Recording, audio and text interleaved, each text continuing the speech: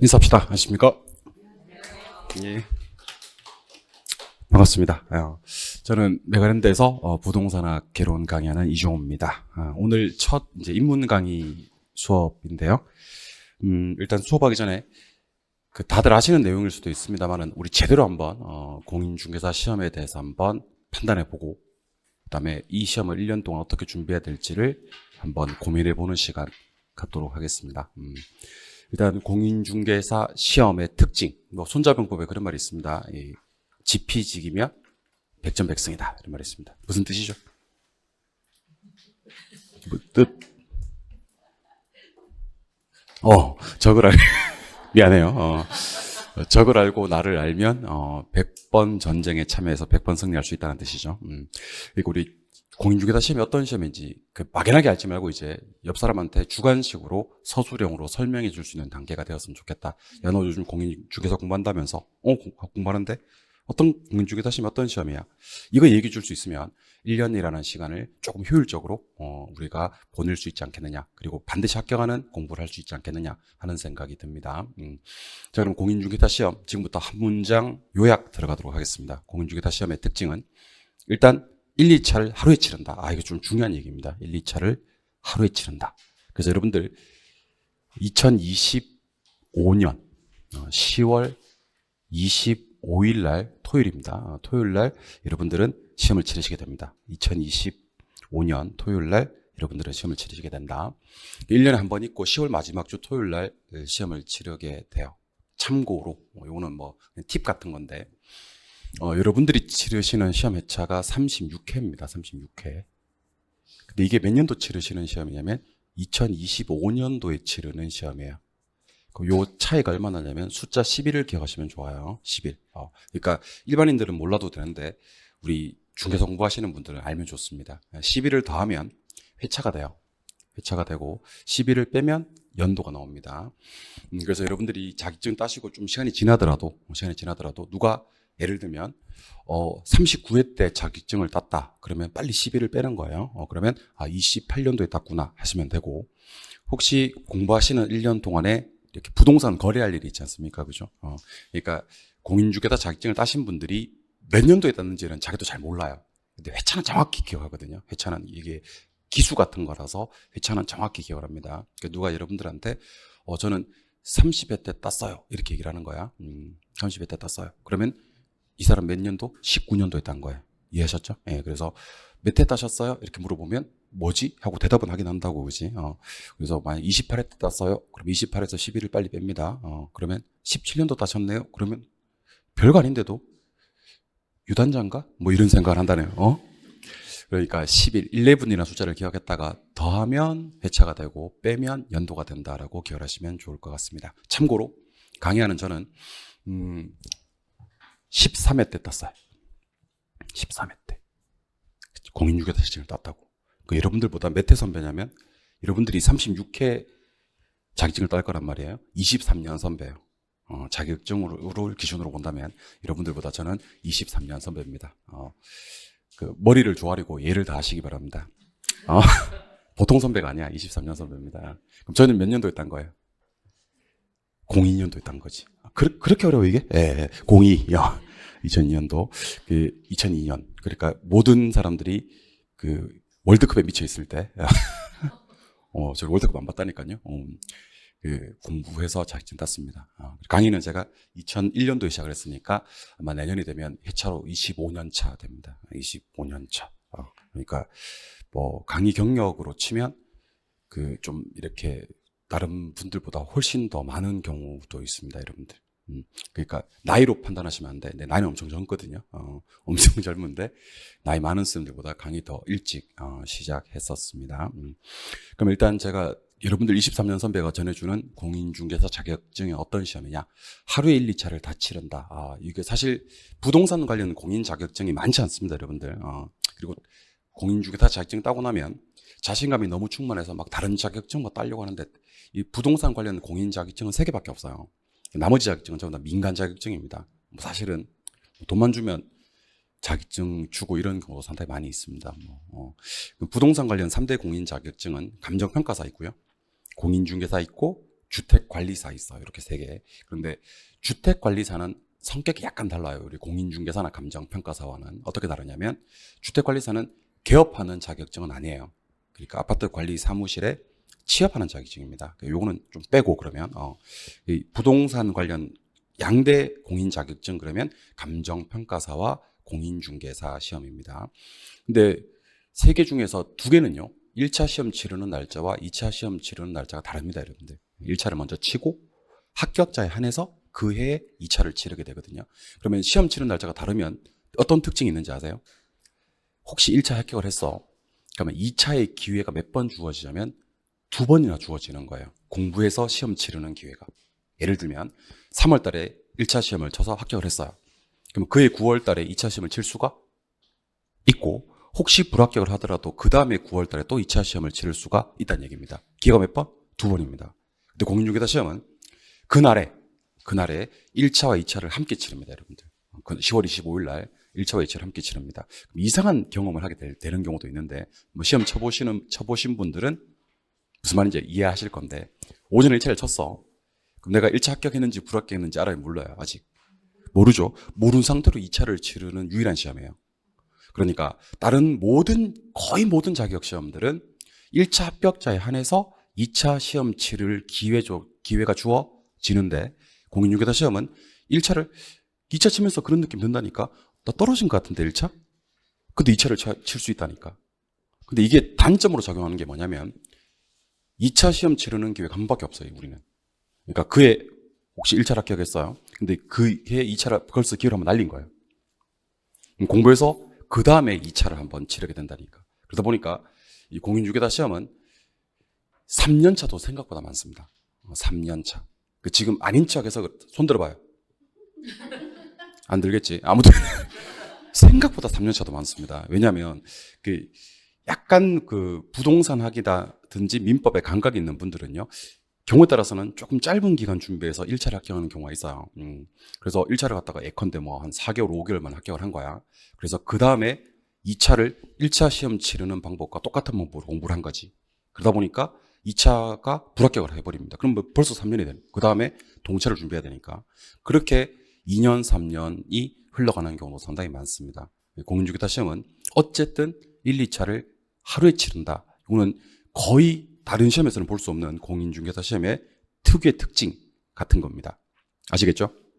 두 번째는 이거 좀 더 적극적으로 활용해야 되는데 모든 문제의 점수 배점이 2.5점으로 동일합니다. 그 점수 배점이 2.5점으로 동일합니다. 점수 배점이. 그러니까 우리가 흔히 난이도 상중하라고 하죠. 그죠? 상중하. 어제 수능이 있었거든요. 수능이 있었고 그리고 아까 제가 말씀드렸던 공인중개사 자격증이 공인중개사 자격증 말고도 감정평가사나 뭐 이렇게 주택관리사 자격증들도 있다 그랬지 않습니까? 그죠? 제가 감정평가사 수업도 하거든요. 우리 학원에 감정평가사 수업하는 선생님들이 꽤 있습니다. 감정평가사는 2차 시험에 문제가 많이 안 나와요. 한 4-5문제밖에 안 나옵니다. 한 과목에. 근데 특정 문제는 점수가 20점이야. 특정 문제는 점수가 5점이고. 그래서 20점짜리를 공부를 해야 돼요? 안 해야 돼요? 해야 돼요. 그거 2개 틀리면 끝이야, 그냥.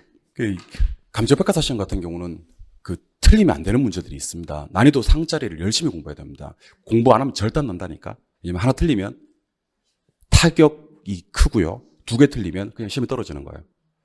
그러니까 거의 모든 자격시험이 점수 배점이 다르거든요. 난이도 상은 점수 배점을 많이 하고 난이도 중은 점수 배점이 그 다음이고 난이도 하짜리는 점수 배점이 가장 낮다. 모든 시험이 그래요. 근데 그게 우리가 너무 익숙해져 있다니까. 그래서 난이도 상짜리도 열심히 공부해서 맞추기 위한 노력을 하더라고. 제가 제일 안타까운 부분이 그 부분입니다. 이 공인중개사 시험은요. 모든 문제가 점수 배점이 2.5점으로 동일하다는 생각을 기본적으로 하시고 다른 교수님들도 말씀을 많이 하시겠지만 난이도 중과하에 집중하셔야 됩니다. 중과에 집중하셔야 됩니다. 그래서 제가 이번 36회 수업할 때 공약사항을 알려드리도록 하겠습니다. 공약사항을 수업을 하면서 요거는 난이도 하입니다. 요건 난이도 중입니다. 난이도 상입니다. 라는 것을 입버릇처럼 얘기해 드릴게요. 입버릇처럼 얘기해 드리면서 여러분들이 그럼 이 부분은 틀리면 절대 안 나는구나. 이 부분은 열심히 공부해야 되겠구나. 이 부분은 좀 틀려도 되는구나. 그런 생각을 하시면서 공부를 하셔야 됩니다. 그래야지 학습의 효율성이 극대화된다라는 생각을 하시는 겁니다. 지난달에 시험 쳐보신 분들은 제 말이 무슨 말인지 아시겠지만 실제로 시험장에 들어가시는 분들 중에서요, 못 푸는 문제들이 과목당 5개 이상은 반드시 있습니다. 제가 최소화로 잡은 겁니다. 5개 이상은 반드시 있거든요. 어차피 시험장 가면 손도 못 대. 손도 못 대는데 안타깝게도 강의하는 사람은 그럼에도 불구하고 강의를 안 할 수가 없다니까. 강의를 안 하면 나중에 뭐라는지 아세요? 네가 강의 안 해서 떨어졌다고 얘기합니다. 나한테. 그러니까 나는 그 강의를 하긴 한다니까. 강의를 하긴 하는데 여러분들은 그걸 갖다가 시험장에서 공략할 수는 없다니까. 결국 점수 배점이 동일한 우리 공인중개사 시험에서는요, 난이도 중과 하를 합작해서 합격 점수를 만들어내야 된다는 생각을 기본적으로 하셔야 되는 겁니다. 제발 저한테 좀 이따 그런 말씀을 한번 더 드리겠습니다만은, 선생님 오늘 수업 중에서 특정 파트를 딱 끄집어내서 그건 너무 어려워요? 라고 할 필요가 없습니다. 그러니까 다른 시험에서는 그게 어려웠다고 고민할 필요가 있다니까. 근데 시험장에서 그 문제 안 풀어도 충분히 합격할 수 있는 게 공인중개사 시험이니까요. 난이도 상에 너무 여러분들이 고민하거나 난이도 상 때문에 너무 두려움을 가지거나 할 필요는 절대로 없다 하는 얘기를 드려봅니다. 그 다음에 우리 시험은 점수 배점 똑같고 절대평가 시험입니다. 절대평가. 제가 올해까지 노량진에서 강의를 했었는데, 노량진에는 공인중개사 강의보다 뭐 공무원이나 뭐 경찰 아니면 뭐 그런 기타 자격증들 수험이 더 유명하거든요. 걔들은 눈빛이 좀 다릅니다, 여러분들. 상대평가 시험이거든요. 등수대로 뽑아요, 이렇게. 예를 들면 100명을 뽑으면 얘가 만약에 85점을 맞춰도 떨어지는 겁니다. 86점까지가 100등이면. 그래서 상당히 치열하고요. 좀 뭐라고 해야 되나, 노량진 가면 삭막해요. 분위기가 삭막합니다. 그래서 아무리 친한 사이라도 뭐 지난주 혹시 누가 결석을 했잖아, 그지? 그러면 자료 같은 거 잘 안 챙겨줍니다. 왜냐면 자료를 챙겨주면 얘가 나보다 점수가 더 잘 나올 수가 있고, 그러면 내가 떨어지니까. 근데 아직까지는 우리 공인중개사 시험은 절대평가 시험입니다. 얘도 60점 넘으면 합격이고요, 나도 60점 넘으면 합격이 되는 겁니다. 그래서 아직까지 제가 뭐 선택을 잘했는지 모르겠지만 공인중개사 학원은 오늘도 평화롭습니다, 여러분들. 오늘 평화로워. 밥도 같이 먹고, 밥도 같이 먹고. 지난주 막 자료 못 받았으면 너 이거 자료 받아야 돼 하고 막 챙겨주고. 아직까지는 정이 넘치고 평화로운 중개사 시장입니다. 절대평가 시험 특징 계속 기억해 주셔야 되는 겁니다, 여러분들. 그리고 중개사 시험은 상대평가 시험이 아니라는 생각을 기본적으로 하시고, 당분간 바뀔 가능성도 없어 보입니다. 작년, 재작년에 한창 이슈가 있었는데 안 바뀌는 것으로 지금은 일단 당분간에 결정이 났습니다. 상대평가 이슈는 좀 사그라들었다 하는 생각을 하시고, 그다음에 오지선다 객관식 시험입니다. 이것도 우리 시험에만 있는 특유한 건데, 나머지 부동산 자격증 시험들은 2차에 주관식, 올 주관식인 경우도 있고요, 주관식이 있습니다. 공인중개사 시험은 아직까지도 객관식 시험입니다. 여러분들 하나 아셔야 될 거 하나 있는데, 지금 감정평가사 자격증 시험이 엄청 어려운 자격증인 건 알고 계시죠, 그죠? 네. 근데 그 자격증이 우리 30, 40대가 정말 많이 쳤어요. 공인중개사처럼 30, 40대가 정말 많이 자격증 시험을 치고 실제로 합격도 많이 됐어요. 근데 그게 20대 시험으로 바뀐 결정적인 이유가, 시험에 어떤 과목이 하나 추가가 되었냐면 영어 추가가 됩니다. 1차 시험에 영어 추가가 되니까 갑자기 그 많던 40대, 30대 다 없어지고요. 진짜 딱 과목 하나 딱 추가되고 나서 그 많던 30, 40대가 다 없어지고 20대 시험으로 완전 바뀌어버렸습니다. 실제로 합격생도 20대가 제일 많습니다. 그 다음 30대? 그런 식이 되었습니다. 그러니까 시험 과목이라든지 시험 제도는 얼마든지 바뀔 가능성이 있으니까요. 만약 여기서 제가 하나 더 건드려 볼까요? 객관식이 대부분이지만 주관식 5개. 탈락이는 엄청나게 많습니다. 절대평가를 상대평가로 바꿔볼까요? 탈락이는 엄청나게 많습니다. 그러니까 점수 배점 바꿔볼까요? 탈락이는 엄청나게 많습니다. 그러니까 제가 하고 싶은 얘기는 첫 번째 거 빼고는요, 1, 2차를 하루에 치른다, 그래서 2차 기회가 한 번밖에 안 주어진다 빼고는요, 아직까지는 접근성이 상당히 좋은, 자격증을 따기가 유리한 그런 시험이 아닌가라는 생각이 들어요. 그래서 제가 빨간색으로 표시한 부분, 누가 여러분들한테 너 공인중개사 공부한다면서 공인중개사는 어떤 시험이야? 라고 얘기를 하면 한 줄 요약이 가능해야 됩니다. 1, 2차를 하루에 치르는 모든 문제 점수 배점 2점으로 동일한 절대평가, 오지선다, 올 객관식 시험이야 라고 얘기를 해주시면 좋을 것 같습니다. 이게 공인중개사 시험의 가장 중요한 특징이고요. 두 번째, 60점. 우리 중개사 시험에 필요한 점수가 60점인데 60점을 만드는 방법은요, 이건 상당히 중요한 얘기인데 반복, 그리고 또 반복입니다. 반복 또 반복. 반복 또 반복으로 반드시 여러분들은 60점을 만들어내실 수가 있습니다. 요거 제가 장담합니다, 여러분들. 제가 강의 오래 했잖아요. 강의 오래 했고 수많은 합격생들을 봤잖아요. 수많은 불합격생들도 봤고요. 합격생들의 공통점, 불합격생의 공통점 매뉴얼화 되어 있습니다, 여러분들.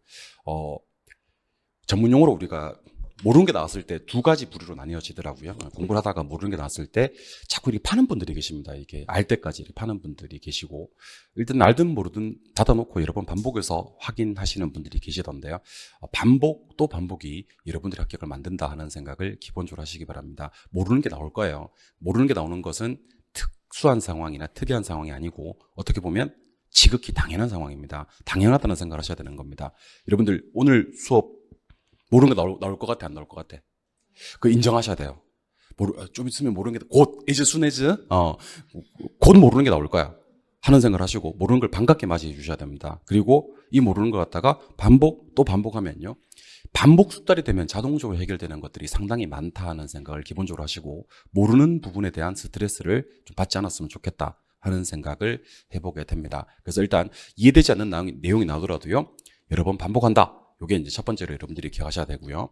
근데 반복이 처음에는 잘 안 돼요. 그래서 초반부에는 혼자 공부하는 것은 저는 개인적으로 반대입니다. 혼자 어떻게 이제 수업 듣고 복습해야지 하고 저기 가가지고 독서실 같은데, 스터디 카페 같은데 가가지고 이제 혼자 공부하시는 거. 지금은 여러분들이 혼자 공부하기보다는요, 그냥 오늘 봤던 영상을 한 번 더 보는 것도 괜찮습니다. 영상을 통해서, 그러니까 학원 수업 들으시는 분들은 학원 수업 듣고 같은 영상을 한 번 더 보시는 겁니다. 물론 뭐 오리엔테이션 한 번 더 들을 필요는 없을 것 같고 수업 관련되는 내용들.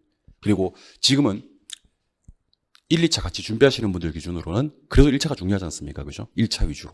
그러니까 수업은 똑같이 월화수목 금토를 들으시되 집에 가셔서는 동영상을 통해서 좀 확인하시면 복습을 하시는 게 좋을 것 같아요. 그냥 계속 틀어놓는 거예요. 계속 틀어놓는 거. 동영상을 많이 들으신 분들이 장점이 뭔지 아십니까? 장점이 실제로 이제 10월 25일 날 심장이 딱 들어가요. 5개가 지문이 나온다 그랬잖아요. 오지선다. 다음 중 가장 틀린 것을 찾으래요. 우리 틀린 거 찾아야 됩니다. 근데 심장에 딱 들어가시면 3개는 옳아요. 이 정도는 공부 정상적으로 하시는 분들은 나와요. 대부분 이제 4번, 5번. 둘 중에 하나가 답인 거야. 둘 중에 하나가 좀 답인데 할 때 4번 지문은 익숙하고 5번 지문은 약간 어색해요. 그러면 어색한 5번이 답일 가능성이 상당히 높거든요. 그래서 이분들이 시험장을 나와서는 상당히 불안해 하십니다. 왜냐하면 그런 문제가 너무 많았다는 거야. 그러니까 둘 중에 하나가 답인데 찍은 것 같은 문제가 너무 많았다는 거야. 근데 실제로 채점해 보면 80점에 가까운 점수를 얻는 경우가 많이 있거든요. 이분들이요, 이제 지문의 내용에 익숙해져 버린 겁니다. 그래서 시험장에 가셔서는 이제 뭐만 판단하시면 되냐면 익숙한 거, 어색한 거. 익숙한 것, 옳은 지문. 어색한 것, 뭘 하나 틀리긴 했는데 뭐를 틀리긴 했는지 잘 모르겠어. 하지만 동영상에 많이 노출되신 분들은요, 어색한 지문을 찾으시면 되는 겁니다. 그래서 지금은 그냥 계속 뭐 이렇게 이동 중에도 아니면 뭐 이렇게 설거지할 때도 아니면 자기 전에도, 그러니까 자투리 시간들이 정말 많이 있거든요. 그 시간에 계속 동영상 틀어놓으시기 바랍니다. 우리나라 IT 강국 아닙니까? 그죠? 외국 사람들은 그 지하철에, 서울 한복판 지하철에 와이파이가 다 되어 있는 거 보고 깜짝 놀란답니다. 아니 어떻게 지하에서 와이파이가 다 되어 있어, 인터넷이 빵빵 터지지, 깜짝 놀란답니다. IT 강국의 면모를 적극적으로 좀 활용해 주시면 좋을 것 같습니다. 계속 틀어놓으세요. 대신에 여기 중간에 정지 버튼을 금지하셔야 됩니다, 여러분들. 그러니까 1시간짜리 강의를 갖다가 2시간, 3시간 듣는 분들이 계셔요. 그런 분들이 보통 그러면 하루 수업이 4강이 진행이 된다면 집에 가서 동영상 복습하는데 6시간, 7시간이 걸려버리는 분들이 꽤 많이 있습니다. 그런 분들은 복습을 하다가 어떻게 해요? 포기해요. 복습이 너무 힘든 거야. 중간에 모르는 거 정지했다가 또 이거 다시 한번 2번, 3번 들었다가, 아까 반복하라면서 그런 반복을 얘기하는 게 아니에요. 그런 반복을 얘기하는 게 아니고 쭉 keep going, 진행을 계속 하는 겁니다. 계속 진행을 하고 혹시 모르는 게 있으면 그것만 모아서 반복할 생각을 해야지, 모르는 거 나왔다고 정지 버튼, 모르는 거 나왔다고 정지 버튼 이렇게 누르기 시작하면요, 효율적인 복습을 할 수가 없다 하는 생각을 기본적으로 해주셔야 됩니다. 복습하는 올바른 방법은요, 그냥 계속 플레이 하다가 혹시라도 이해 안 되는 게 나오면요, 그 분을 한번 적어보는 게 좋아요. 32분 차에 좀 이해 안 되는 게 나오는데 32분 차 영상은 계속 진행되고 있고 27분 차 이해 안 되는 게 나오는데 27분 차 한번 적어놓고 일단 영상을 다 들으신 다음에 걔들만 한 번 더 복습하는 것은 좋은 방법이지만 처음 복습할 때부터 계속 정지 버튼 누르시는 습관을 들이시는 것은 좋은 방법이 아니다. 그래서 마음 같아서는 스마트폰으로 보시는 분들은 스마트폰에 정지 버튼 누르는 칸을 갖다가 어떻게 좀 없애버리고 싶어 나는. 강제로 그냥 킥고잉 되게. 그래서 뭐 영상 들으시는 분들한테는 죄송하지만 학원 수험생들이 영상 들으시는 분들에 비해서 합격률이 조금 높은 게 사실이거든요. 근데 이분들이 왜 살짝 높냐면 이분들은 제 강의를 정지시킬 수가 없거든요. 정지한다고 해서 내가 정지되어 있겠어? 나는 내 할 말을 계속 한단 말이야. 이분들이 이해가 안 되는 부분을 그 다음에 반복을 하는데 영상으로 들으시는 분들은 자꾸 저를 씨 말이야 정지시키고 막 눈 이렇게 번떡 하고 있는데 정지시키고 그리고 짤로 막 돌아다니고 그러니까 그렇게 정지시키니까 안 되는 거야. 자꾸 복습이 안 되는 거라고. 그래서 혹시 학원 다니시는 분들하고 똑같은 효과를 얻고 싶으시면요, 한번 플레이된 영상은 절대로 중간에 정지하지 않는다 하는 생각을 하셔야 되는 겁니다. 그다음에 요거는 제가 만든 기법인데 요거 특허가 저한테 있습니다. Now and Later 기법을 좀 활용하는 게 좋습니다. Now and Later. Now 지금이죠. 요거는 뭐 안 물어봤어요. 제가 이제 알 것 같아서. Later 나중이죠. 요거 제가 만든 기법인데 그 교재에다가 좀 적극적으로 한번 활용해 보시기 바랍니다. 적극적으로. 여러분들 수업을 듣다 보면 그런 경우가 있을 겁니다. 요거 한번 계속 머릿속에 기억해 놔봐요. 오늘 수업부터 적용해 봐요. Now and Later 기법인데 Now and Later 기법은 그 수업을 듣다 보면 요거는 이해가 됐어 하는 게 있을 거란 말이야. 요거는 이해가 됐어. 제가 한 번씩 수업할 때 이런 얘기를 할 거거든요. 여러분 요거 지금 한번 듣고 시험장 갈 때까지 한 번도 안 틀릴 자신이 있습니까? 라고 물었을 때 자신 있게 이해하는 부분도 있다니까. 내가 강의를 기가 막히게 한다니까. 그러니까 지금 한번 듣고 시험장 갈 때까지 한 번도 안 틀릴 자신 있습니까? 그랬을 때 이런 부분은 철저하게 이해 중심의 내용입니다. 이해가 된 거야 이제. 그래서 이거는 N. 이거는 지금 공부해도 되는 내용. 근데 공부를 하다 보면 막 공식이 나오는 경우도 있고요. 복잡한 암기상이 나오는 경우도 있습니다. 특히 2차 과목에 많이 있습니다. 뭐 중개사법이라든지 공법이라든지 세법 같은 경우, 지적법 같은 경우도 마찬가지고 철저하게 완전 암기 위주로 공부해야 될 그런 파트들이 존재한다는 겁니다. 그런 것들은 암기를 하면 어떻게 돼요?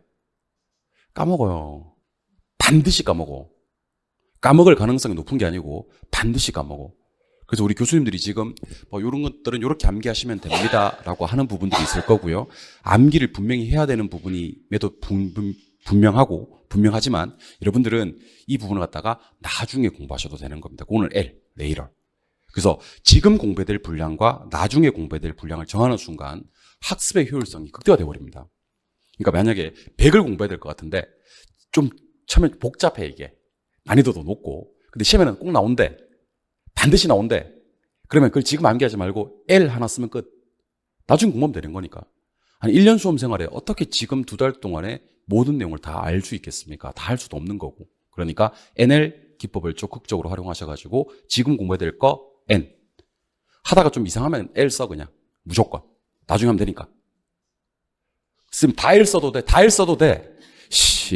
하지만 그건 좀 거시기 하니까 NL 기법을 적극적으로 활용해서 예컨대 우리 부동산학개론 좀 이따가 목차도 좀 소개해 드릴 겁니다만은 총론, 경제론, 시장론, 정책론, 투자론, 금융론, 개발론, 감정평가론 이렇게 8개 있단 말이에요. 그중에서 지금 해도 되는 파트, 그다음에 나중에 해도 되는 파트 구분하시고 같은 파트 내에서도요. 지금 해야 될 내용과 나중에 해야 될 내용을 구분하시면 공부 효율성이 극대화된다. NL 기법을 적극적으로 활용하시자 하는 것을 기억해 주시면 좋을 것 같습니다. 반복으로 반드시 합격 점수를 만들 수 있는 시험이 공인중개사 시험이다. 나는 여러분들이 이해를 못할까 봐 걱정하지는 않습니다. 이해를 못할까 봐. 그런데 반복을 안 할까 봐는 좀 걱정이 돼요. 지칠까 봐. 반복 과정에서 지칠까 봐. 그때마다 제가 힘을 드리고 여러분들께 좋은 기운을 불어 넣어 드리도록 하겠습니다. 아시겠죠? 네. 세 번째. 요거 아까 1번에 우리 중개사 시험의 특징과 좀 연결이 되는 건데, 모든 자격시험이 그러합니다만은 공인중개사 시험도 마찬가지입니다. 난이도 상중하가 있습니다. 난이도 상중하, 난이도 상, 그리고 난이도 중. 난이도 하가 있습니다. 상이 한 뭐 10개 정도 나옵니다. 그죠? 중이 한 20개, 하도 한 10개 정도 나옵니다. 그래서 40개가 출제가 되는데 우리가 40문제 중에서 꼭 확보해야 되는 점수가 24개입니다. 24개. 24개. 24개만 맞으면 24개만 맞으면 우리는 합격을 합니다. 과목별로 합격을 하는데 그러면 난이도 중과 하로 충분히 우리가 그 24개를 맞출 수 있느냐? 예, 그렇다는 얘기입니다. 이것만 합쳐도 총 30개니까. 그러니까 점수 배점이 다르다면 난이도 상을 열심히 공부하셔야 됩니다. 34회, 35회 뭐 이런 시험들도 마찬가지로 최근 추세가 난이도 상중하의 구별이 뚜렷하게 나타나고 있습니다. 그러니까 시험장에 가셔서 이제 문제 푸신다라고 생각하셨을 때 한 10개 정도의 문제는 제끼셔도 합격하는 데는 전혀 지장이 없습니다. 더 중요한 게 뭔지 압니까? 난이도 상 10개. 요거 자, 요 A 그룹이 있고 B 그룹이 있습니다. 난이도 상이야. 10개 그룹이 있는데 1분단, 2분단에는 난이도 상 10개를 제가 문제 만들었어요. 열심히 만들었어. 계산 문제도 포함되어 있겠지. 주면서 시간을 갖다가 10분 주는 거예요. 그럼 이 사람들은 1분에 한 문제씩 해서 10문제를 풀겠지, 그지? 3분단, 4분단 되는 시간을 갖다가 30초 주는 겁니다. 그리고 시작하고 문제를 푸는 겁니다. 난이도 상이야. 그러면 이분들은 10분? 10분 그룹. 이분들은 30초 그룹. 원하시면 내가 한번 해드릴게요. 요거. 결과도 보여드릴게요. 1분단, 2분단 아무도 안 하겠지. 그리고 채점을 하면요. 10분 푼 그룹에 한 2개 정도 맞아요. 10분 푼 그룹. 난이도 상이 원래 그래요. 그 30초 준 그룹도 2개 정도로 맞아요. 그러니까 푼 자와 풀지 않은 자 사이에 변별력이 없는 게 난이도 상입니다. 이거는 나중에 원하시면 제가 한번 오후에 한번 날 잡아서 같이 요거 햄버거 하나 먹고 와서 한번 해보자고. 그래서 우리 영상으로 들으시는 분한테도 한번 채점표를 한번 보여주자고. 싫어요? 그래 알았어. 원하시면 해드리겠습니다. 근데 왜 두 번째 그룹에서 왜 이게 2개가 나오냐면 자격시험이 그렇다니까요. 한번 들으신 분들도 계시겠지만 1번, 2번, 3번, 4번, 5번의 정답 분포가 무조건 8개씩입니다. 8개씩. 그래서 한 번호를 밀었을 때도 반드시 2개가 나온다는 얘기예요. 한 번호를 밀면. 난이도 상은 한 번호 밀면 되고요. 한 번호 밀 때 유의할 점은요. 30개를 먼저 풀었을 거 아니야, 그지? 30개를 먼저 풀었는데 그 중에서 2번 정답이 2개밖에 없다. 2번 정답이 2개밖에 없을 리가 있다, 없다? 절대로 없어요. 절대로 없다니까. 그러면 2번으로 밀면 저는 찍어서 한 번호 밀어서 찍어서 5개, 6개 맞춘 분도 봤어요. 10개 풀어서 5개, 6개 맞춘 분도 계셨다니까. 뭐해서? 찍어서 대여섯 개를 맞출 수 있는 게 이거는요. 뭐 운? 그런 거 아니에요. 이거는 학문이에요, 학문. 어제 수능 있었지 않습니까? 그죠? 수능 수학에 어떤 학문이 있냐면 확률과 통계라는 학문의 한 분야입니다. 한 번호를 밀었을 때 20% 확률이 나오고요. 비는 번호, 그날따라 안 나온 번호를 밀었을 때는 20%보다 높은 확률로 정답이 될 확률이 생기는 것은요. 이거는 확통이라는 학문이라니까요. 그러니까 난이도 상에 제발 겁먹지 말자. 왜냐하면 어차피 시험 시간이 절대적으로 부족하다니까. 어차피 시험장에 가셔서 난이도 상은 손도 못 댄다니까. 중과 하를 통해서 적극적으로 우리가 합격 점수를 만들어 내셔야 됩니다. 난이도 상은 찍는 거야. 한 번호. 아시겠어요? 찍을 때 어떻게 찍어야 돼요? 한 번호로 찍어야 됩니다. 이거 여러분 연습시켜 드릴 거예요, 제가. 눈 질끈 감고. 처음에는 뭐 우리가 연습을 많이 안 돼 있을 테니까 뭐 3번이든 4번이든 찍어도 좋은데 한 3월달, 4월달부터 이제 어느 정도 내용이 익숙해지고 하면 나머지 푼 30문제가 정답이 될 가능성이 높다는 전제 하에서 나머지 비는 번호, 오늘따라 2번, 4번이 열심히 너무 없는데 하면 그렇게 밀면 반드시 2개 이상 맞출 수 있다는 생각을 하셔야 됩니다. 대신 여러분들은 뭐를 신경 쓰셔야 되냐면 요걸 좀 신경 쓰셔야 됩니다. 요거 같이 한번 읽어볼까요? 시작. 문제 선별력. 한 번만 더 시작. 제가 운동을 많이 좋아하지는 않는데 제가 좋아하는 스포츠가 딱 하나 있습니다. 저는 프로야구 좋아합니다. 프로야구 좋아하는데 야구에서 이제 3할 타자라고 있거든요. 그렇게 많은 타자들 중에서 3할 타자는요. 한 해에 10명, 15명밖에 없어요. 요즘에는 이제 좀 타자들이 잘 쳐서 10명이 좀 넘는데 예전에는 10명이 안 된 적도 있었습니다.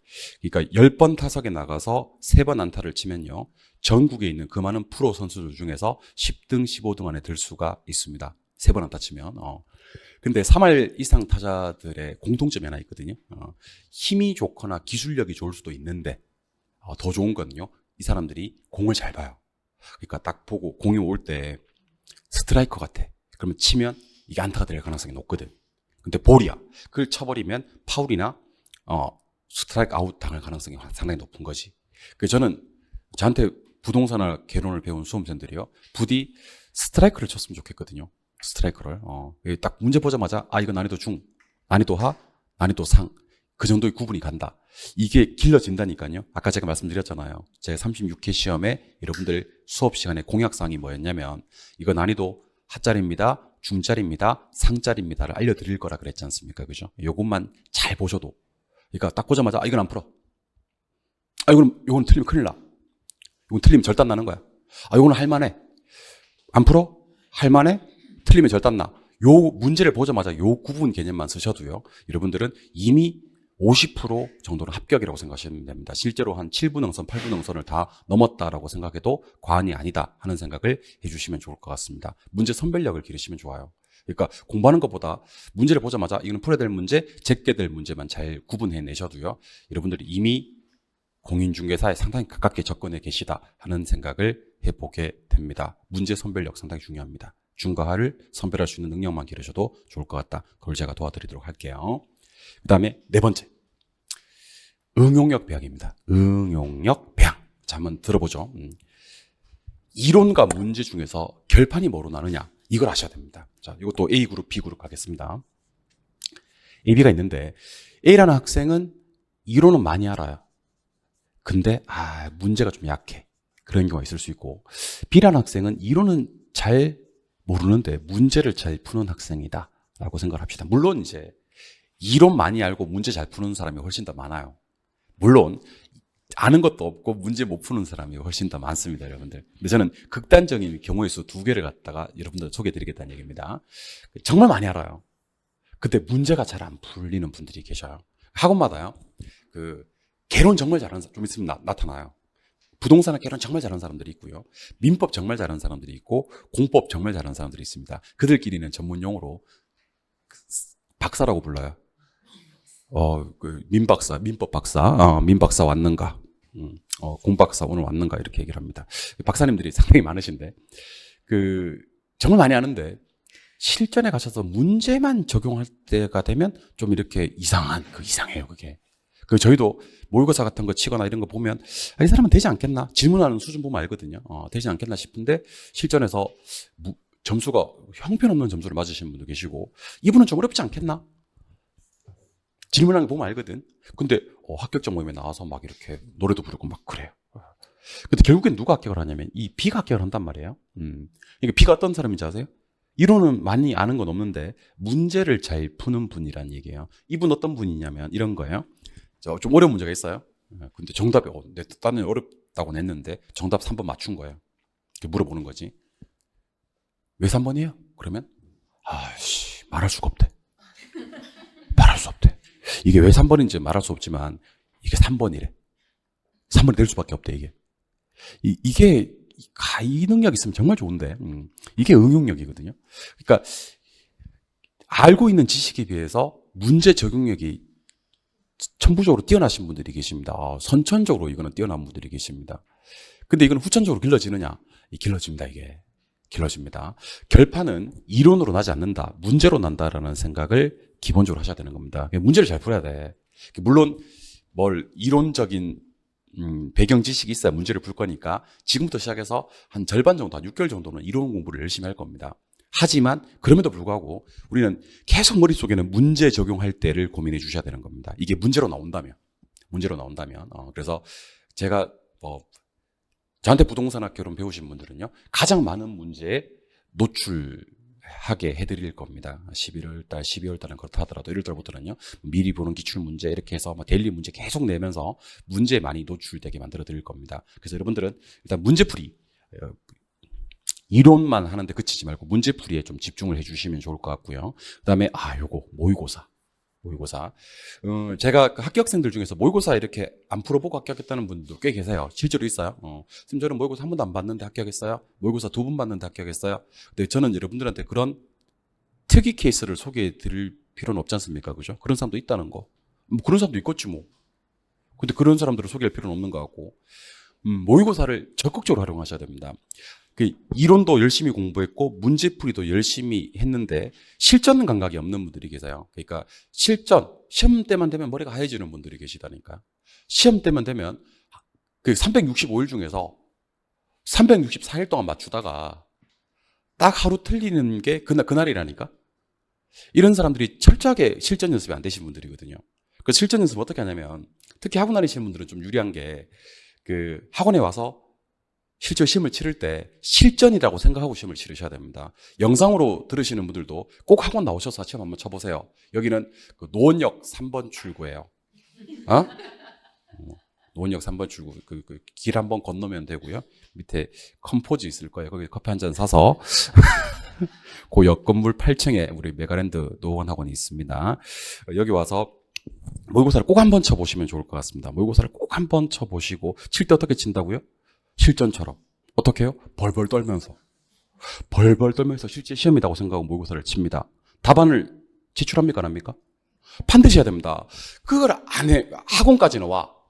노원역 3번 출구에 내려서 컴포즈에서 길 건너서 컴포즈에서 커피를 사서 8층에 와서 시험을 치긴 치는데 안 내. 왜 안 내는지 물어보면 이건 시험이 아니니까.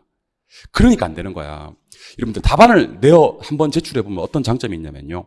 답안 한번 제출해보면 1차 시험이 100분 치거든요.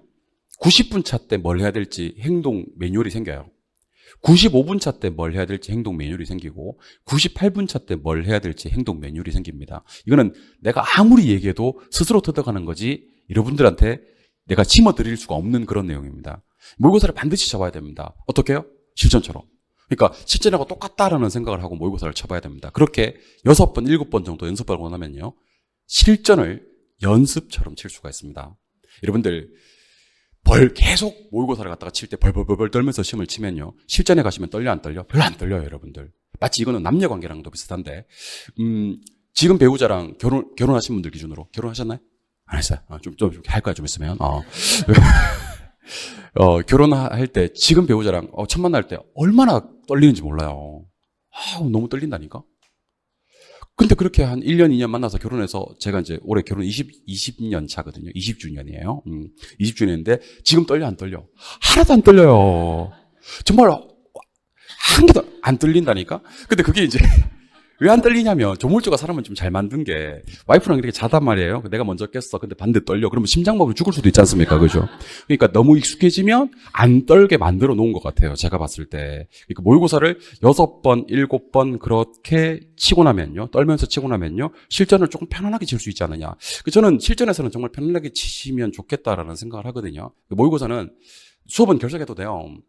수업은 뭐 영상으로 보충하면 되니까 결석하면 되는데 모의고사는 절대로 결석하지 않으셨으면 좋겠다. 그래서 정말 실전이라고 생각하고 모의고사를 한번 쳐보셨으면 좋겠다.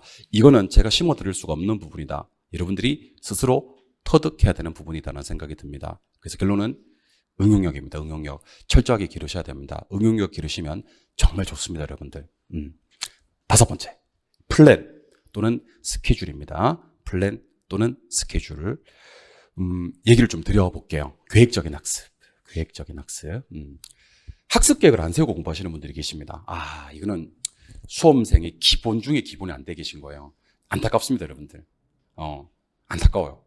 그냥 어떻게 공부하시는 분들이 계시냐면 이제 집에 가서 복습을 할 때 뭐 학원이야 스케줄이 짜져 있고 영상으로 들으시는 분들도 요일, 동영상 업로드는 요일이 있으니까 그 날짜에 그 과목을 들으시면 되겠죠, 그죠? 근데 제가 말하는 건 복습입니다, 복습. 안타깝습니다. 민법 책을 꺼내요. 그래서 한 2시간 정도 공부를 해요. 하다 보니까 어려워요. 어렵네? 하고 개론책을 꺼내요. 또 공부를 좀 합니다. 공부를 하다가 짜증나네? 하고 또 공법책을 꺼내요. 그렇게 공부를 해요. 이렇게 책만 잡았다 놨다 하는 겁니다. 그리고 한 6시간 공부한 분들을 대상으로 인터뷰를 합니다. 오늘 공부했던 것 중에서 뭐가 제일 기억에 남아요? 라고 얘기를 하면요. 몰라요. 뭘 공부했는지도 몰라요. 내용이 머릿속에 한 개도 안 남는다니까. 그게 전형적인 학습 계획이 없는 사람들의 전형적인 공부 행태인 계획입니다. 책만 잡아다 놨다 하지. 불안하긴 불안하고요. 계획표대로 공부하면 되는 거거든요. 계획표대로. 근데 계획을 왜 짜야 되는지 아십니까? 7, 8, 9, 10월 달 때문에 계획표를 짭니다. 7, 8, 9, 10월 달에. 저는 여러분들의 시작, 여러분들의 초심을 의심하지는 않습니다. 처음부터 공부하실 때는요, 처음에 공부하시는 분들은요, 눈빛이 살아있어요. 꼭 합격할 거야. 내가 다 죽여버릴 거야, 내가. 이렇게. 응? 그리고 공부 시작한다니까? 근데 이 눈빛이 오래 못 가요. 이렇게 서서히 이렇게 얕아지다가 처음으로 나타나는 게 한 5월달, 6월달쯤 되면 2차 하지 말까? 1차만 할까? 처음부터 혼돈이 무리됐어. 너무 무리한 계획을 잡았네? 올해 깔끔하게 1차 하고, 내년에 깔끔하게 2차 하고, 이렇게 해서 동차를 하지 뭐. 그렇게 하다가, 한 8월달쯤 되면 1차도 안 해요. 그냥 포기하는 거예요. 그러니까, 그런 분들이 너무 많습니다, 여러분들. 계획이 없어서 그래요. 7, 8, 9, 10월 달에 계획 없으면, 이거는 저는 정말 경우에 따라서는 실력 있는 분들도 불합격할 수 있는 망하는 방법이라고 생각이 들어요. 그럼 7, 8, 9, 10월 달에 계획을 잘 세우려면요. 지금 철저하게 계획을 세워가지고 계속 시행착오를 거쳐야 됩니다. 내가 계획을 한번 잡았어요. 잘 돼, 안 돼? 안 돼. 그러면 다음 계획은 좀 줄여야 되겠다. 하니까 초과 달성했어. 그럼 초과 달성했으면 꼭 뭐를 해줘야 되냐면 보상을 해줘야 됩니다. 본인한테 돼. 그래서 본인 예산 능력 범위 안에서 제일 비싼 걸 하나 사세요. 에? 하나 사요. 보상도 해주고 옷도 좀 신발도 하나 사주고 너 이번에 계획대로 잘했어. 아무도 모르지만 본인 스스로한테 보상을 하는 거야. 그렇게 하다 보면 7월달, 8월달, 특히 9월달, 10월달 되면 기가 막힌 계획표가 나옵니다. 그때는 정말 분과 초를 쪼개서 써야 되거든요. 분과 초를 쪼개서 써야 되는 시점에서 기가 막힌 계획표가 나온다? 이만큼 든든한 게 없습니다, 여러분들. 계획은 반드시 짜보시고 학원이나 저도 도와드리겠습니다. 계획표를 짜서 한번 오세요. 오셔가지고 선생님 계획 좋나요? 하면 교수 Q&A 영상을 들으시는 분들은 레가랜드에 교수 Q&A 있습니다. 학원 데스크 그리고 제 밴드 있습니다. 밴드 와서 한번 계획표 점검 한번 받아보세요. 점검만 받아보시면 제가 요 계획은 한번 수정해 보시는 게 좋을 것 같은데요. 요 계획은 이렇게 한번 해보는 게 좋을 것 같은데요. 이렇게 한번 도와드릴게요. 여러분들 제가 인상이 머리가 좀 짧아서 인상이 좀 무섭게 생겼다고 얘기하는 분들이 계시던데 상당히 부드러워요. 말도 못해 여러분들. 상당히 친절합니다. 그러니까 상담의 문턱이 상당히 낮으니까요. 이 문턱이 상당히 낮으니까 언제든지 왕래하시면 좋아요. 언제든지 왕래하시면서 선생님 이거 어떨까요? 이거 근데 이게 너무 늦어지면 곤란해요. 그러니까 한 8월달, 9월달 가서 점수가 안 나오지 깝깝하니까 와가지고 선생님 제가 공부를 그동안 이렇게 했었는데요. 그러면 벌써 습관화되어 버렸고 그게 잘못된 게 습관화되어 버렸고 그때는 고치기가 너무 늦어버린 시점이니까 여러분들이 낸 학원비에 여러분들이 낸 영상 수업료에 교수 Q&A, 교수와 상담할 수 있는 그런 게 다 비용으로 포함되어 있습니다. 그 포함이야? 여행 가는데 호텔 조식 포함이야. 조식 먹어 안 먹어? 먹어야죠. 조식 포함인데 애들 안 일어나면 어떡해? 잡아야지. 애들 잡아야지. 너 이씨 꼭 먹어야 돼 이거. 처먹어! 막 이렇게 하는 거 아니야. 여러분들이 낸 비용에 이게 있다니까? 이게 들어가 있다니까?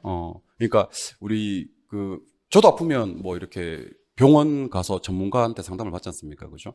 제가 여러분들한테 인생을 어떻게 살아라 이런 얘기를 하는 사람이 아니지 않습니까? 부동산학개론 이렇게 공부해야 된다라는 걸 얘기해 주는 사람이고 여기서 저보다 부동산학개론 잘하는 사람은 없을 거고 혹시 심심하면 한번 도전해 봐요. 그러니까 저한테는 여러분들이 어드밴티지가 있어야 될 거니까 내 소주 2병 원샷 하고 여러분들은 맨정신으로 부동산학개론 문제 풀어서 저는 물구나무 서서 풀게. 소주 2병 원샷하고 물구나무 서서 100만 원 빵 했을 때 나를 이길 수 있는 사람이 있겠습니까? 그러니까 전문가가 제시하는 방법이 가장 좋은 방법이 아닌가. 그러려고 여러분들이 큰 비용을 지불하고 공부를 하시는 게 아닌가 그런 생각이 들어요. 그러니까 전문가를 좀 적극적으로 활용해 주시면 좋을 것 같습니다. 요거는 제 인스타그램도 있고요. 이종호 치면 될 것 같아요. 부동산학 이종호. 밴드도 있고요. 그 다음에 유튜브도 있거든요. 유튜브 중에서 저희 회사에서는 제가 구독자가 제일 많습니다. 28,300명. 제가 구독자가 제일 많으니까 요 관련되는 영상들도 한 번씩 이렇게 재밌는 영상들도 많이 올려드리거든요. 수업 관련되는 거 가입해 주시면 좋을 것 같고요. 계획표 짜서 상담 받으세요. 6번째는 좀 당연한 얘기를 해봐야 될 것 같습니다. 이 마인드 컨트롤인데요. 마인드 컨트롤. 제가 감정평가사 쪽 강의도 한다 그랬지 않습니까? 그죠? 네. 감정평가사 수험생들한테 여러분들 중도 포기하지 마세요. 라고 얘기를 할까요? 안 할까요? 안 해요. 안 해요. 왜 안 하는지 아세요? 걔들은 중도 포기를 안 해요. 중도 포기를 안 하는 애들한테 중도 포기하지 말라고 할 필요가 없지 않습니까? 걔들은 주변에서 물으면 얘기를 해요. 야, 너 요즘 뭐해? 평가서 공부해. 이렇게 얘기를 합니다. 그럼 걔들은 그 해 1순위가 뭐예요? 평가서 시험에 합격이에요. 공무원 학생들, 노량진에 가면 공무원 공부하는 학생들 많다 그랬잖아요. 야, 너 뭐해? 그럼 아주 공무원 준비해. 그럽니다. 그러면 공무원 준비하는 학생들 그 해 1순위가 뭐겠어요? 공무원 합격이겠죠. 맞아요? 그보다 더 우선순위가 있어요? 없어요? 없어요. 근데 공인중개사 시험은요? 1순위가 아닌 경우가 많아요. 1순위가. 저는 마음가짐이 상당히 중요하다고 생각을 하거든요. 1순위가 아니기 때문에 여러분들한테 공인중개사 시험 합격이 2, 3순위인 분들이 너무 많아요. 그러다 보니까 중도 포기자도 속출을 하고요. 그 다음에 생각만큼 합격률이 높지 않은 것 같아요. 60점 시험임에도 불구하고. 저는 매년 그리고 매번 정신무장을 해야 된다고 생각을 합니다. 그래서 이왕 공부하시는 거 오늘부터 다짐 한번 해봅시다. 지각 또는 결석 절대로 하지 않겠다. 영상으로 들으시는 분들은 동영상 미루지 않겠다의 다짐. 다짐을 한번 해보시기를 바라보고요. 중도 포기하지 않겠다. 절대로 포기하지 않겠다. 이 다짐을 한번 해보시면 좋습니다. 이거 상당히 중요합니다. 처음 시작할 때 저는 시험은 기세라고 생각하거든요. 근데 처음 시작할 때 아무 그냥 허리멍텅하게 그냥 이렇게 시작을 하시는 분들이 계시거든요. 그러지 않았으면 좋겠습니다. 그러니까 예를 들면 나는 수업 시간에 절대로 한 번도 안 졸겠다. 여러분들 수업 시간에 한 번도 안 조는 사람이 있다 없다? 생각보다 많아요. 졸아서 모르지. 한 번도 안 주무시는 분들이 계십니다. 진짜 있습니다, 여러분들. 한 번도 안 자요. 항상 그 수업 가면 그 자리에 딱 앉아가지고요. 한 번도 안 주무시고 수업 들으시는 분들이 계십니다. 조는 거는요, 조는 사람들만 졸아요. 응? 그렇죠, 예. 나도 예감했어요. 예. 아무튼 그 시간만 되면 조는 사람들이 있다니까요. 10시 30분 딱 보면 졸아요. 그런 사람들이 있다니까요. 그러니까 이게 좀 나는 정신무장 필요하다고 생각합니다. 졸지 않겠다, 중도 포기하지 않겠다, 결석하지 않겠다, 동영상 미루지 않겠다. 다짐이 좀 필요할 것 같고요. 다짐하는 좋은 방법, 제가 예시를 하나만 들어드릴게요. 내가 공부한다는 사실, 여러분 공부하는 건 부끄러운 일이에요. 어떻게 보면 자기 개발이니까 좋은 일이에요. 좋은 일이죠. 내가 공부한다는 사실을 적에게 외부에 널리 알렸으면 좋겠습니다. 참 안타까운 게, 내가 어떤 사람들 많이 보는지 아세요? 공인중개사 공부하는 걸 부끄러워하는 분들이 계세요. 일단은 복도에서 전화통화를 합니다. 상대방이 묻습니다. 너 어디야? 뭐라 그래요? 잠깐 나와 있어. 그래요. 나와 있대. 아니 왜 말을 못하는 거야? 내가 중개사 공부를 한다고. 잠깐 나와 있대. 그래서 그분들은 제 생각은 두 가지 이유인 것 같습니다. 첫 번째 이유는 이 중개사 공부한다는 게 좀 이렇게 안 알리고 싶나 봐. 두 번째는, 이건 좀 비겁한 건데, 두 번째 이유가 좀 큰데, 불합격할까봐. 불합격할까봐 외부에 안 알린다고 얘기하시는 분이 계십니다. 그분들은요, 책 나오기 전에 고민을 빨리 하셔야 됩니다. 불합격할 확률이 상당히 많습니다. 책 나오면 환불 가격이 떨어진다고. 이름을 쓰는 순간 환불 가격이 떨어진다고. 응? 책값 빠지니까. 아니, 자기가 하는 공부에 대해서 자기가 의미 부여를 불합격할지도 모른다고 의미 부여를 하는 건 상당히 비겁한 행동이고 잘못된 행동이에요, 여러분들. 그렇게 시작 자체를, 첫 단추를 그렇게 끄시면 안 됩니다. 저는 이 수험가에서 어떤 수험생들을 많이 보냐면요, 불합격할까봐 아무도 모르게 이 공부를 시작해요. 아무도 모르게. 그리고 그 해에 아무도 모르게 떨어져요. 시작을 아무도 몰랐으니까. 아무도 모르게 시작을 한 다음에 아무도 모르게 떨어집니다. 그리고 그 다음에 또 아무도 모르게 시작을 해요. 그렇게 3년간 4년간 아무도 모르게 떨어집니다. 농담처럼 하는 얘기지만 이게 농담이 아닌 게, 이 사람은요, 공부하는데 부담감이 전혀 없는 거예요. 아무도 모르기 때문에. 떨어져도 아무도 몰라요. 근데 한번 생각해 보세요. 그 한번 떨어지는 게 부끄러운 일도 아닌데, 그 떨어지는 거가 두려워가지고 아무도 모르게 공부를 한다? 이거는 정말 상당히 비겁한 행동이 아닌가라는 생각이 들어요. 왜 제가 그런 얘기를 하냐면요. 여러분들이 1년 동안 공부해서 합격할 생각을 하고 최선을 다할 생각을 하셔야 됩니다. 그리고 주변에서 진짜 최선을 다하는 모습을 봤어요. 얘가 좀 달라졌네? 정말 최선을 다하네? 가족들이 여러분들이 1년간 얼마나 최선을 다하는지를 옆에서 지켜봤습니다. 그리고 불합격을 하면요, 불합격했다고 지랄해요? 그건 가족들은 안 그렇습니다, 여러분들. 가족들은 고생했어. 이번엔 좀 운이 안 좋았나 봐. 이렇게 오히려 위로를 하는 상황이 생기지 않겠나. 뭐 저도 애들을 키웁니다만은 그런 생각이 들 것 같아요. 최선을 다할 생각을 하고 합격할 생각을 해야지. 아니 처음 시작부터 첫 단추를 불합격할지도 모른다? 불합격하면 쪽팔리는데 그러니까 자꾸 뭐라고 하는 거예요. 나와 있어 이런 얘기를 하는 거예요. 아무도 모르기 시작을 하는 겁니다. 그래서 저는 그랬으면 좋겠습니다. 좀 있으면 책이 나올 건데 책이 나오면 공인중개사 뭐 부동산학 개론이면 더 좋을 것 같아. 이종호 이름 적혀 있는 거 그걸 찍어서 카톡 상태 프로필 사진으로 바꿔놓으세요. 그럼 누가 보더라도 이 사람이 지금 공인중개사 공부를 1년 동안 시작을 했구나. 그리고 카톡 프로필 상태 메시지를 2025 새로운 시작 뭐 understand? 뭐 새로운 도전? 이런 걸로 바꿔놓으시기 바랍니다. 누가 보더라도 이 사람은 2025년도에는 공인중개사 자격증을 공부하고 있구나. 건드리면 안 되겠구나라는 생각을 한번 해보시기 바랍니다. 많이 알리면 알릴수록 합격 확률이 높아집니다. 내가 공부한다는 사실을 많이 알면 알수록요. 중간에 포기를 못합니다. 내가 공부한다는 사실을 괜히 어쩌다가 한 번씩 연락하는 친구들한테 전화해서 야 나 건드리지 마.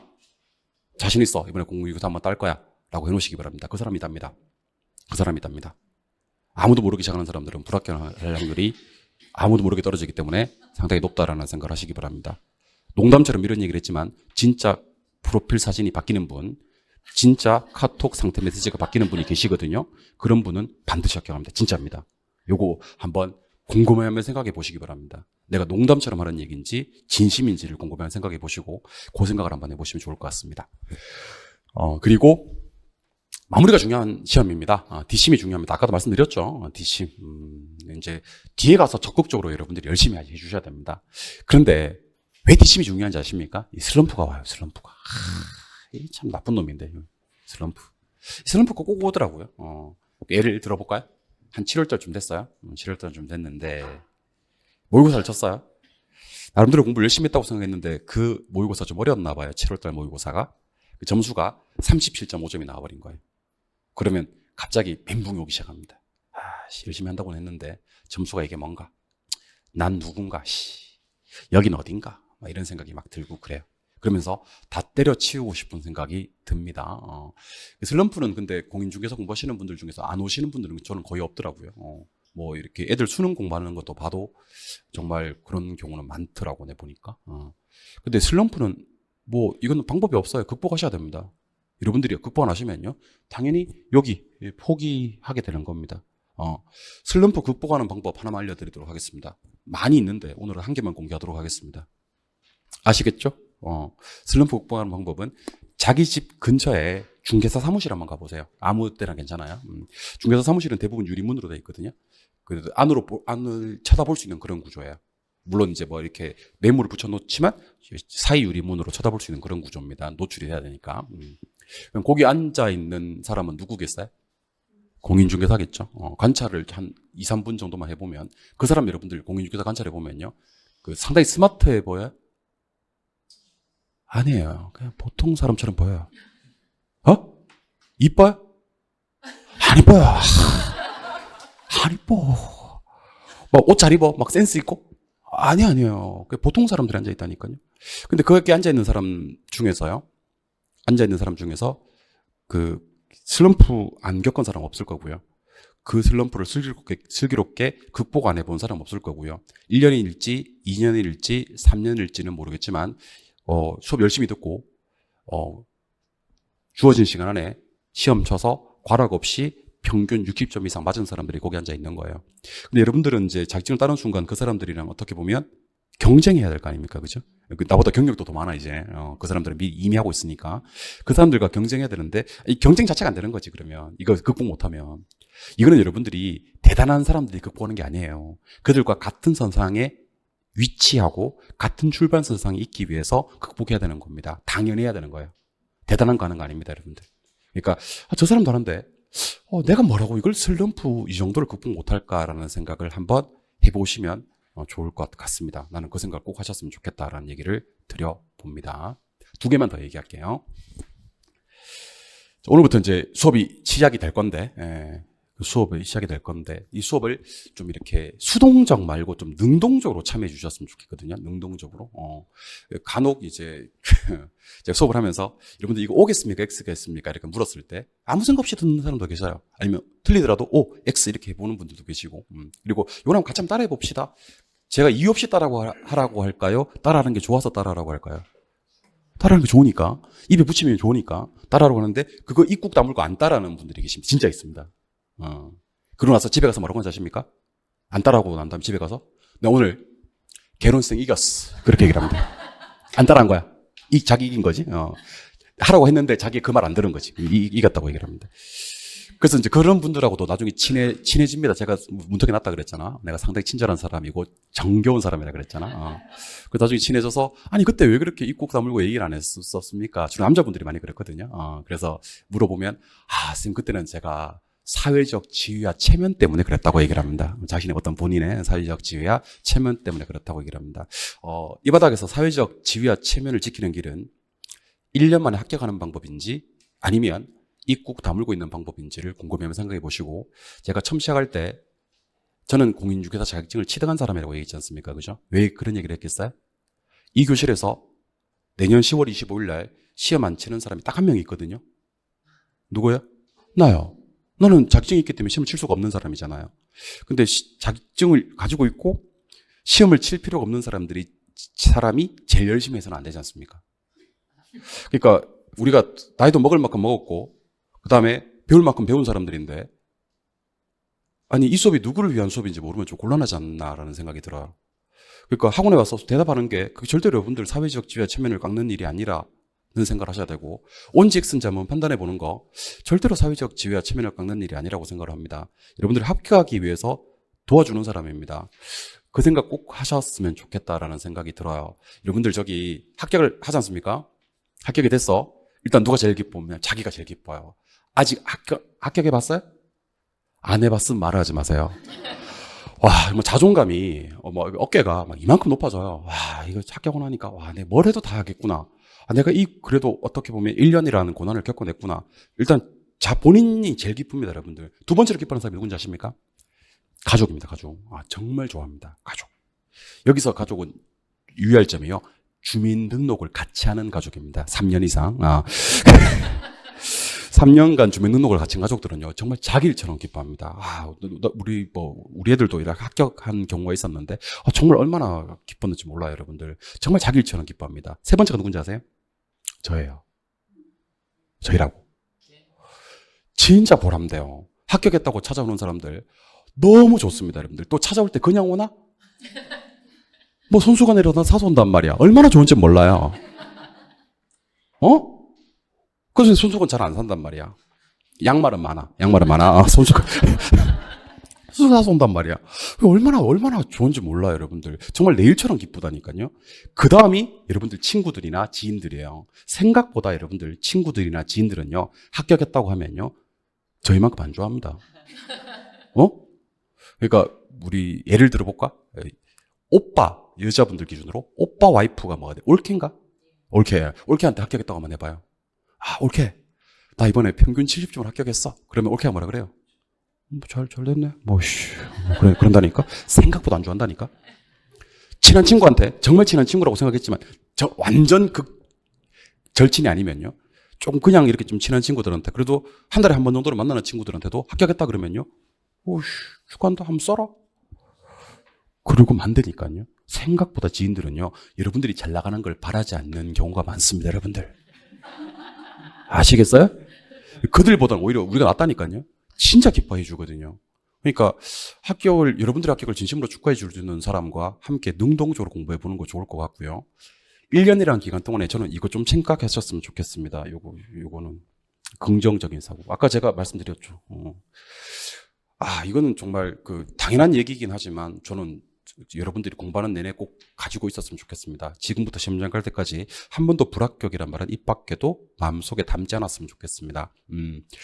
우리 딸 얘기를 한번 해볼게요. 우리 딸이 이제 올해 대학교 1학년입니다. 대학교 1학년이에요. 내년에 대학교 2학년이 되는 거지. 작년 이맘때가 기억이 납니다. 우리 딸이 공부를 잘하지는 못했어요. 잘하지는 못했는데 논술을 이제 이렇게 해서 대학을 가려고 수시를 준비했었거든요. 그 논술을 가면 논술이 학생을 많이 뽑잖아요. 뭐 이렇게 4명, 6명 이렇게 뽑아요. 근데 뭐 이렇게 원서 접수를 몇백 명씩 한다고. 그래서 그 학교에 가서 시험을 보거든요. 그 학교에 가서 이제 그때가 4명 뽑는 데였나? 그래 갔어 이렇게. 가서 시험을 치는데 와 진짜 몇백 명이 오더라고요. 그래서 이제 와이프랑 둘이서 아침에 보내주고 그 옆에서 또 애 나오면 같이 밥을 먹어야 되는데 배가 너무 고프니까 삼각김밥 먹었거든요.